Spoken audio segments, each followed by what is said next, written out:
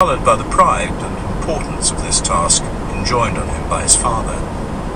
So the dead boy lay there, while his grave was being dug by Kali and Bulumiboti.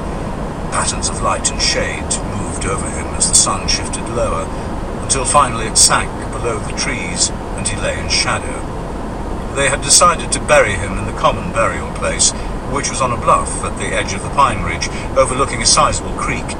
Here were the mounded remains of an ancient settlement of the Indians, long abandoned. The ground had been raised to 12 feet or more by an accumulation of earth and a heavy dust of shards and shell fragments, making it possible to dig graves deep enough to cheat the animals. Customs vary, and some of the dead were elsewhere. Some lay under the huts they had lived in. 2 had been exhumed and their bones placed in palm leaf baskets. But most who had died in the years of the settlement were buried here, and their graves marked by posts with an initial or abbreviated name burnt on. Stitched in their palmetto shrouds, Del Blanc and Wilson had been laid to rest here, and the man Wilson had killed, and the child that Tabakali had lost. There was a post here too for Deacon. Occasionally the wandering Kali came and sat beside it, and remembered his friend. The boy was stitched into his tough shroud and slung to a pole borne by Billy Blair and Shanti Danka. On the mound of the cemetery there was some sunlight still, broken by the long straight shadows of the grave posts. Nadri was in the last of the sunlight as he stood beside the grave. As a man generally respected, he had been chosen to say a few words. "Nobody sabi where this boy come from," he said. "To Vai people, he look like he come from Vai people. To Susu people, he look like he Susu, and so it go like that. Everybody say he look like their own people. This boy got no tribe cut, he got no cockskin cut. Slave mark on him. Look like done only 2-3 day. Maybe this boy nearly die already when they put burn mark, maybe not. Who put this slave mark on him? Frenchman? Englishman? Danaman?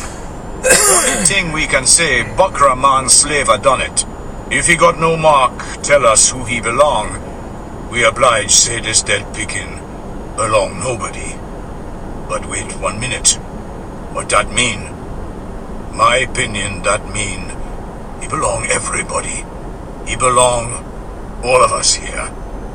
Nadri's voice had deepened on this, and his listeners saw that he was moved. "This pickin' belong everybody," he repeated. "So, we go bury this one here, longside us people, and we go put that burn mark on him grave post. That burn mark him name." With that, the body was lowered into the grave. Iboti, who had helped to dig the grave, stayed behind to fill it in. He was too poor a man to work for nothing, and had been promised a rabbit and a bag of chestnut meal, quite valuable this, as the nearest chestnut trees lay far to the north. This was a bad time for Iboti, perhaps the worst since the terrible days of his capture and enslavement. His woman did not want him, and treated him with scorn.